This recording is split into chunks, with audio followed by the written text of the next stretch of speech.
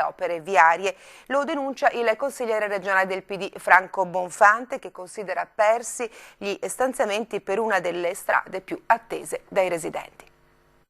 Doccia fredda per gli abitanti di Cadidavid. La variante alla statale 12, essenziale per la vivibilità della zona, rischia di non vedere mai più la luce. Lo denuncia il Partito Democratico. Dopo una recente decisione della Giunta regionale è stato infatti riscritto il piano degli interventi e quest'opera ora non è ritenuta prioritaria.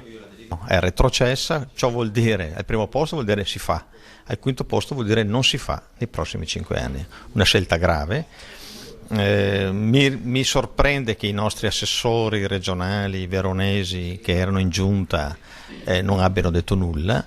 La questione è grave perché tutti sanno l'importanza che ha questa variante, tutti sanno che da 10 anni almeno, 15, che viene reclamata con forza, con manifestazioni, migliaia di persone hanno partecipato e quindi ci rammarica molto. Bonfante interpreta il provvedimento come un riflesso politico di quelle che definisce bastonate tra Zaia e Tosi, una faida in Casalega, tanto è vero che in cima alla classifica sono balzate adesso opere viarie in provincia di Treviso. E ravvisa una Verona abbandonata a se stessa in laguna.